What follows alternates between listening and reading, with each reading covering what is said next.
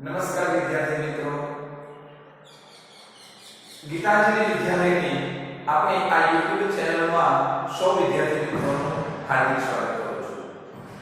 આજે આપણે ધોરણ 6 વિશ્વ વિજ્ઞાન વિષયની ચર્ચા કરવાની છે. પણ શરૂઆત કરતા પહેલા હું તમને પાઠના મજીદ નહીં જણાવું એ પહેલા થોડીક સૂચના આપવા માંગુ છું કે હજી પણ જે વિદ્યાર્થી મિત્રો આ વિડિયોને નથી જોઈ રહ્યા એ વિડિયોને હજી પણ તમે વધારે જુઓ અને પૂરેપૂરો જુઓ. આ તો કાપીને જોવે છે, મને ખ્યાલ છે. તો જે વિદ્યાર્થી મિત્રો જુએ છે તો એને ધન્યવાદ, ખૂબ સરસ, અને પરિણામ પણ સારું મળવાનું છે. પણ હજી જે વિદ્યાર્થી મિત્રો નથી જોતા એ પણ હજી પૂરેપૂરો વિડિયો જોવાનો પ્રયત્ન કરો. શેર કરવાનું ભૂલશો નહીં અને કોમેન્ટ કરવાનું ભૂલાય જ નહીં. અને નીચે શું હોય? લાઈક નું બટન. તો લાઈક પણ તમારે એ બટનને ક્લિક કરવાનું છે. ઓકે, ચાલો હવે આપણે અભ્યાસ તરફ આગળ વધીએ. આજે આપણે કંઈક નવું જ ભણવાનું છે. ઘણા બધા વિદ્યાર્થીઓ પણ થતું હશે કે આજે સર શું વાત કરવાના છે, પાઠનું નામ નથી લખ્યું, ઘણા બધા પ્રશ્નો થતા હશે. કોઈ વાત નહીં, આપણે એ મનમાં જે તમારા પ્રશ્નો ઉદ્ભવે છે એનું સોલ્યુશન કરી નાખીએ. બરોબર ને? ઓકે, તો વિદ્યાર્થી મિત્રો આજે જે આપણે પાઠની શરૂઆત કરવી છે એ શરૂઆત કરતા પહેલા હું તમને કંઈક નવું વિશેષ જણાવવા માંગુ છું. તમને કેટલાક પ્રશ્નો પૂછવા માંગુ છું અને ત્યારબાદ આપણે એ પાઠની શરૂઆત કરીએ. બહુ જ પાઠ સહેલો છે, માત્ર તમે એને વાંચો ને તો એ આવી જાય તેવો પાઠ છે. પણ આપણે અભ્યાસ કરવાનો પાઠ છે તો આપણે પૂરેપૂરી એની સમજૂતી પણ મેળવવી પડે, એના વિશેનો ખ્યાલ પણ મેળવવો જોઈએ. તો સમજો વિદ્યાર્થી મિત્રો, આપણી પાસે કોઈ વાહન છે કે સ્કૂટર હોય, સ્કૂટી હોય, રિક્ષા હોય કે કોઈ મોટર ગાડી હોય, બસ, જે કોઈ પણ વગેરે વાહન હોય. તો એ વાહનો શું એમ ચાલતા હોય છે? ઓકે, ના, એમાં તો ડ્રાઈવરની જરૂર પડે. બરોબર, સમજી લો કે ડ્રાઈવર છે તો કે સર એમાં કા પેટ્રોલ અને કા ડીઝલ નાખવું પડે તો એ વાહન સારી રીતે ચલાવી શકાય. તો આ જે વાહન છે એને ચલાવવા માટે, એને ચાલવા માટે તેને પેટ્રોલ, ડીઝલ કે કોઈ ઇલેક્ટ્રિકની જરૂર પડતી હોય છે, વિદ્યુતની જરૂર પડતી હોય છે. કોઈ પણ બીજા વસ્તુ છે, પક્ષી છે, તો એમને પણ પોતાનું જીવન જીવવા માટે શું કરવું જોઈએ? પશુ પક્ષી તો કે ખોરાકની જરૂર પડે. ઓકે, કોણ વસ્તુ છે આ ખોરાકની જરૂર પડશે, પણ એવી એક વસ્તુ છે કે જેના વગર કોઈને પણ નથી ચાલતું, નથી મને ચાલતું, નથી તમને ચાલતું, નથી કોઈ બીજા પક્ષી કે કોઈ પ્રાણી, કોઈને પણ આના વગર ચાલતું નથી. કદાચ તમને એક દિવસ કે 2 દિવસ તમે ખોરાક નહીં લો તો ચાલશે, તમે ઉપવાસ કરતા પણ હોય છો ચાલશે, પણ એક એવી વસ્તુ છે કે જેને તમે એના વગર રહી શકતા નથી, એની વગર આપણે ચાલતું નથી. તો એ એટલે શું? ચાલો એક જ મિનિટનો તમે ટાઈમ આપું છું, ફટાફટ મને તમે જણાવો કે ખોરાક તો છે પણ ખોરાક વગર તમે 1-2 દિવસ સુધી ચાલી શકાય, પણ એક એવી વસ્તુ છે કે જેને તમારે એની વગર ચાલે તેમ નથી. તો તમે મને ફટાફટ કોમેન્ટ કરો કે હું આ શેની વાત કરી રહ્યો છું. હા, ઓક્સિજનની તો જરૂર પડવાની છે ને આપણા જીવન જીવવા માટે, પણ હું એક વસ્તુની વાત કરું છું જેને આપણા શરીર માટે ખૂબ જ જરૂરી છે. ઓક્સિજન જરૂરી છે, ખોરાકની જરૂર છે, પણ જે તત્વો રહ્યું કે આપણા શરીર માટે ખૂબ જ જરૂરી છે. ચલો ફટાફટ નામ સાથે કોમેન્ટ કરો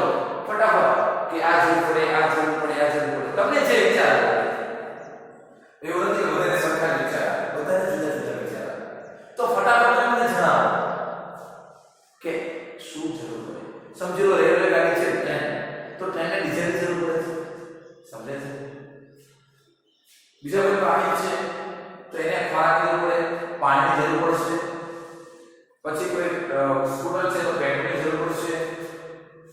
સમજાય છે કે નહીં? હા, બરાબર.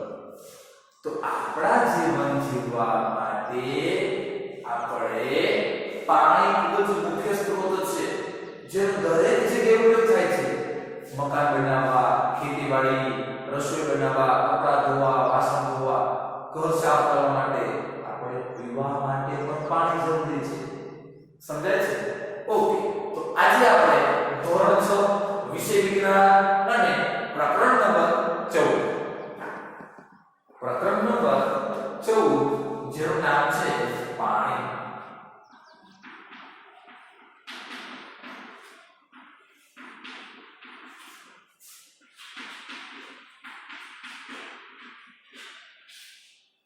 ભાગ પહેલો. એટલે આજે આપણે ધોરણ 6 ના વિજ્ઞાનની અંદર આપણો એકમ એટલે કે પ્રકરણ 14 માં આવે છે, જેનું નામ છે પાણી.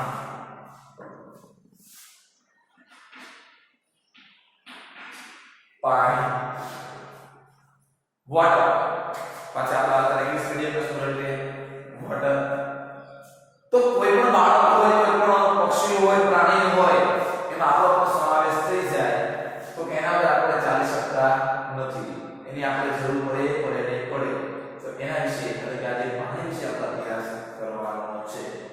સવારથી ઉઠીને રાત્રે સૂતા પહેલા એટલે કે સૂતી વખતે પણ આપણે પાણીની જરૂરિયાત રહેતી હોય છે, કોઈ પણ કાર્ય માટે હોય. તો જોઈએ આપણે વિદ્યાર્થી મિત્રો આજે પાણી વિશે થોડું વધારે વિસ્તૃતમાં આપણે અભ્યાસ કરશું. તો કે સૌપ્રથમ પહેલા પ્રસ્તાવનાની વાત કરી કે માની લો કોઈ કારણથી તમારા પરિવારને એક અઠવાડિયા સુધી પ્રતિદિન એક જ ડોલ પાણી મળશે. હું શેની વાત કરું છું? પહેલા પ્રસ્તાવનાની વાત કરું છું.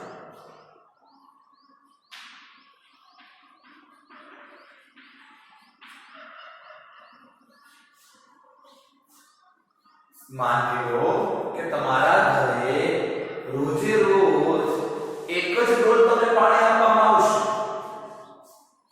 તો તમે તેનો ઉપયોગ કેવી રીતે કરશો? શું આડેધડ આપણે એનો ઉપયોગ કરશું? ના, આપણે તેનો ખૂબ જ સાવચેતીપૂર્વક ઉપયોગ કરશું કે ભાઈ આજે કેટલી ડોલ પાણી છે, બહુ આને જેમ તેમ વપરાય નહીં, નહીંતર આખો દિવસ આપણે પાણી બગાડતા રહેવું પડશે. તરસા રહેશું. સમજાય છે? તો વિચારો પાણીની જરૂરિયાત કેટલી હોય છે. સમજો કે તમે સરસ મજાના રાજસ્થાનના રણમાં ફરવા ગયા છો, કચ્છના રણમાં તમે ફરવા ગયા છો, તો અહીંયા ક્યાંય પાણી નથી. સાથે એક નાની એવી બોટલ છે જેમાં પાણી ભરેલું છે. આજુબાજુ ક્યાંય પાણી નથી, તો તમે પાણી કેવી રીતે વાપરશો? શું મોઢું ધોવા માટે વાપરશો? ના, પીવા માટે જ ઉપયોગ કરશો, પણ બહુ જ સાવચેતીપૂર્વક. જરૂર હોય તો જ પીશો, વધારે તમે તેનો ઉપયોગ કરશો નહીં. તો કલ્પના કરો કે રોજે રોજ તમને એક જ ડોલ જો પાણી આપવામાં આવે તો આપણે શું કરી શકીએ? વિચારો તો ખરા.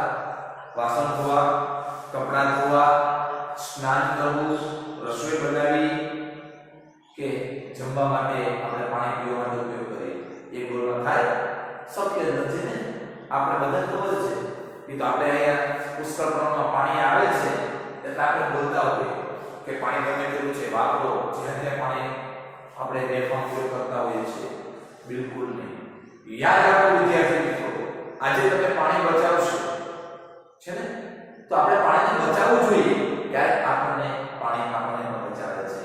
એટલે તમે ઘણું જ વાંચતા હોય છે પાણી બચાવો, પાણી બચાવો, એ તમે બચાવશો. ખેતીવાડી દરેક જગ્યાએ ઉદ્યોગોમાં પાણી વપરાય છે. ઓકે, ચાલો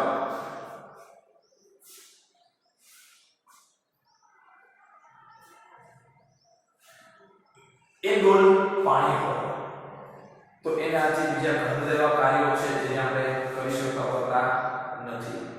અને જો લાંબા સમય સુધી પાણી જો આપણને પ્રાપ્ત ન થાય, લાંબા સમય સુધી આપણને પાણી ન મળે, તો આપણું જીવન છે એ ધીરે ધીરે ઓછું થતું જાય. ટૂંકમાં મૃત્યુનો સમય આવી જાય. પીવા સિવાય એવી બધી વસ્તુઓ છે કે જેમાં આપણે આ પાણી ઉપયોગ કરતા હોઈએ છીએ. ઉદાહરણ તરીકે કીધું કપડાં ધોવા, દરેક જગ્યાએ આપણે પાણીનો ઉપયોગ કરતા હોઈએ છીએ. તો આપણે વાત કરીએ એક પ્રવૃત્તિ કરીએ અને એના પરથી આપણે અંદાજિત કરીએ કે આપણે પાણી કેટલું વાપરીએ છીએ, આપણે પાણીનો કેટલો ઉપયોગ કરીએ છીએ એની વાત કરીએ. આપણે પાણીનો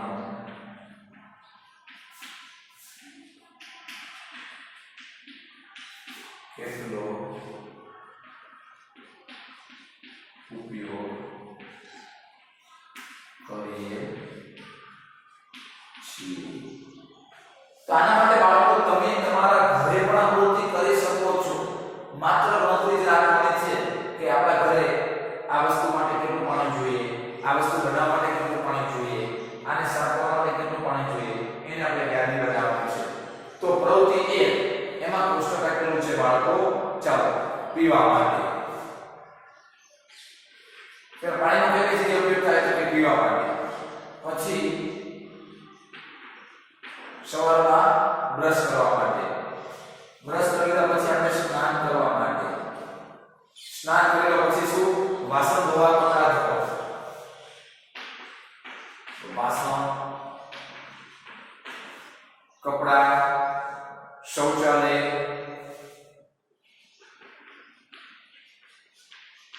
ઘરે આપણે ભોંય તળ્યું હોય એટલે કે પોતા મારતા હોય, લાદી સાફ કરતા હોય તો કે ભોંય તળ્યું, અથવા કોઈ અન્ય જગ્યાએ પણ જે તમે વાપરતા હોય તો એક યાદી બનાવવાની છે, લિસ્ટ તમારે બનાવવાનું છે. સમજો કે આખો દિવસમાં હું આપણે અહીંયા એક ડોલની વાત કરીએ કે ભાઈ આ ડોલ છે 5 લીટર. તો આખો દિવસમાં હું કેટલું પાણી પીઉં છું? તો સમજી લો હું 1 ડોલ પાણી પી લઉં છું સાંજે. સવારથી લઈ અને સાંજ સુધીમાં હું કમસે કમ 1 ડોલ એટલે કે ઓછામાં ઓછું 5 લીટર પાણી પી લઉં. બધે પી જતા તમે બોટલ લેવા આવતા સવારે તો એ બોટલ ઓછામાં ઓછી 1 લીટર ની હોય તો સાંજે ઓછામાં ઓછી 2 થી 3 પી જાવ છો. ઘરે પીતા હોય તો 1 ડોલ જેટલું પાણી પીવામાં આવે છે. બ્રશ કરવામાં તમે કેટલું વાપરો છો?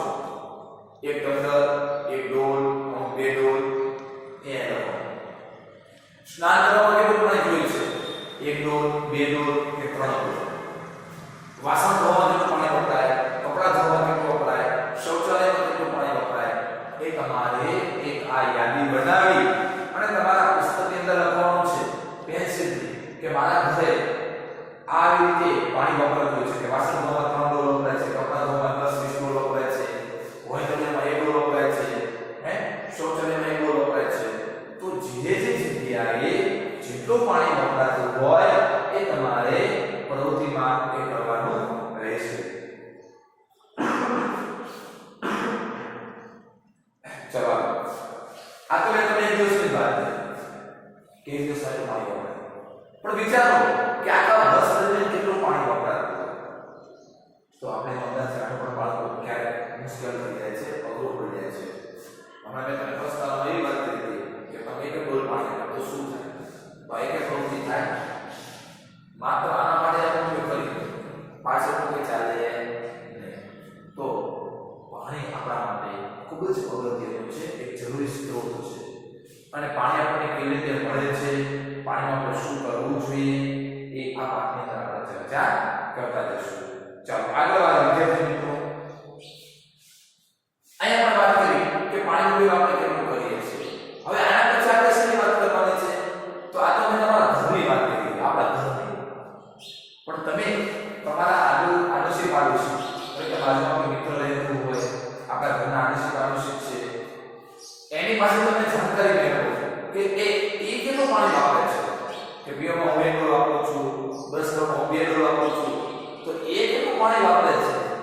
તો એની યાદી તમે તૈયાર કરો અને તમારી યાદી અને તેની યાદી બેને સરખાવો અને જુઓ કે કોણ પાણી વધારે બગાડ કરે છે, કોણ વધારે કાળજીપૂર્વક તેનો ઉપયોગ કરે છે. સમજાય છે? તો આવી દરેક જગ્યાએ આપણા ઘરકામમાં પાણી છે એ આપણને ઉપયોગી થાય છે. આપણા ઘરમાં એ ખૂબ જ જરૂરી વસ્તુ છે. હવે ઘર સિવાય કઈ જગ્યાએ પાણીનો ઉપયોગ થતો હોય તો કે ઘર સિવાય મોટા મોટા ઉદ્યોગ એટલે કે કારખાના, ખેતીવાડી,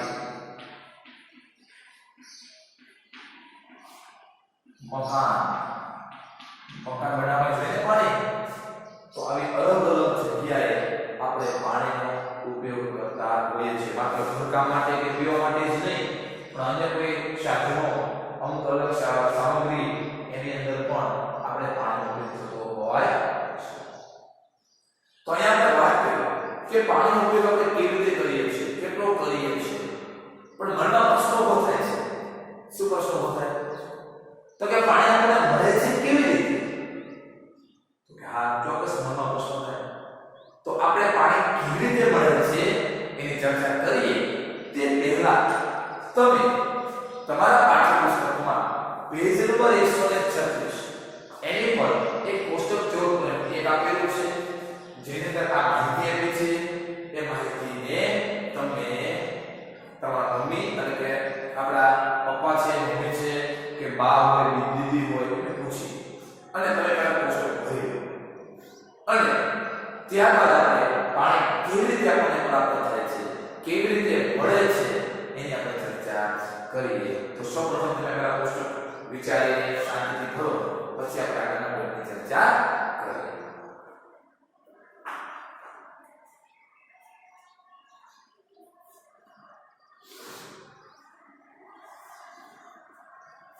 ઓકે વિદ્યાર્થી મિત્રો,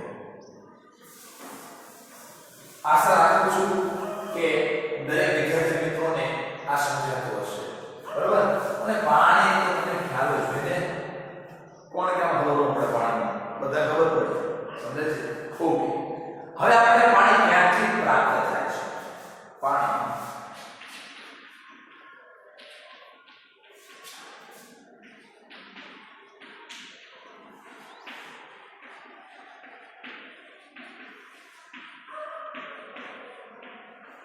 પાણી આપણને ક્યાંથી પ્રાપ્ત થાય છે?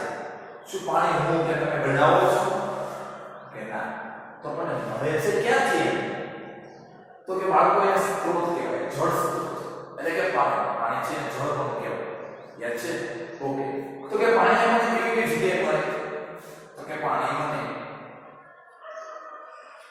નદીમાંથી મળે.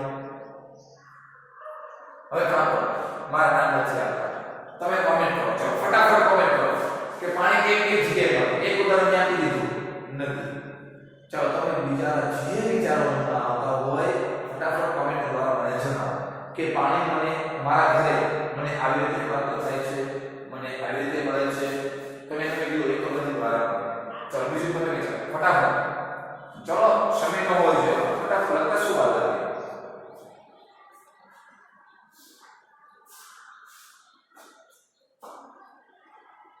હજી ઘણા બધા વિદ્યાર્થીઓ વિડિયો જોતા નથી, તો ન જોતા હોય તો વિડિયો જોવાનું ચાલુ કરી દો. જ્યારે તમારી શાળા પૂછે ફેબ્રુઆરી માસમાં એટલે કે ફેબ્રુઆરી મહિનામાં, તો હું પહેલા જ તમારું આ સુધીનું પહેલા હોમવર્ક જોઈ લઈશ. જે વિદ્યાર્થી નહીં કર્યું હોય એને પાછું ઘરે હોમવર્ક પાછું કરવું તો પડશે, એટલે કે જે વિદ્યાર્થી વિડિયો હોય તો જોતા જાઓ, સાથે સાથે લખતા જાઓ. સમજાય છે? એટલે આખો દિવસ તમે ઘરે હોય તો માત્ર ભણવાનું પણ નથી, ભણવાનું, લખવાનું, વાંચવાનું અને રમવાનું પણ ખરું. સમજાય છે? ઓકે, ચાલો હજી ઘણા બધા વિદ્યાર્થીઓ કોમેન્ટ નથી કરતા. ચાલો કરો, ફટાફટ કરો. આટલી બધી વાત ન હોય છે. ઓકે, ચાલો મને નદીમાંથી પાણી પ્રાપ્ત થાય. હવે હું કહું છું અને તમારે જવાબ સાંભળવાનો છે. નદી, તળાવ, સરોવર, વરસાદ અને પાઇપલાઇન દ્વારા આપણા ઘર નળ આવે છે. ઓકે, તો એના દ્વારા પણ આપણે પાણી પ્રાપ્ત થતું હોય છે. જે અમે કહી દીધું કૂવો કરી દીધું ને, કૂવા, ટ્યુબવેલ. હવે ટ્યુબવેલ તમારા બાળકો નવો શબ્દ છે, શબ્દ નવો છે પણ તમે એથી પરિચિત છો. આપણે એને બોર કહેતા કે આપણા ઘરે હોય તો ખબર કાળું છે બોર હોય, જમીનમાં ગાળેલો હોય, ખૂબ જ ઊંડે સુધી મોટરથી પાણી ખેંચતા હોય, એને ટ્યુબવેલ કહેવાય. તો આપણે આવી અલગ અલગ સ્ત્રોત, આવી અલગ અલગ જગ્યાએથી આપણે પાણી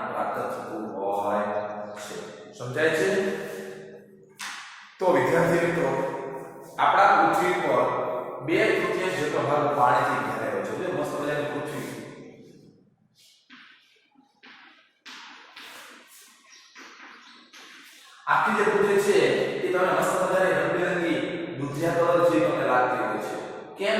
કારણ કે આખા પૃથ્વી ઉપર 2/3 જેટલો ભાગ એ પાણીથી ભરેલો હોય છે. એટલા માટે આપણને એનો રંગ એવો દેખાતો હોય છે. તો વિદ્યાર્થી મિત્રો, પછી આપણો સમુદ્ર આવે, મહાસાગર આવે ને બધી જગ્યાએ પાણી હોય છે. તો આ પાણી આપણે આવી અલગ અલગ જગ્યાએથી પ્રાપ્ત થતું હોય છે. તો હવે આ પાણીનો મુખ્ય સ્ત્રોત કયો છે? તો કે વરસાદ. વરસાદ આવે તો નદી ભરે, તળાવ ભરાય, સરોવર ભરાય, કુવા, ટ્યુબવેલ, સાગર, મહાસાગર, આ દરેક જગ્યાએ પાણી ભરાતું હોય છે. તો આ વારંવાર પાણી એક વરસાદ પડી બીજો વખત નહીં થાય તો કે થશે જ નહીં. તો આ કેવી રીતે થશે એની ચર્ચા આપણે આવતા નેક્સ્ટ લેક્ચરમાં આવતા વિડિયોમાં વાત કરશું.